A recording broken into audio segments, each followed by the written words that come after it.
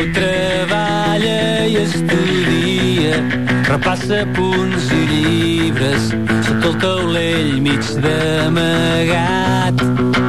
d'una petita oficina on es guanya la vida amb un contracte temporal. Pau comparteix la nevera amb dos companys de feina, un marroquí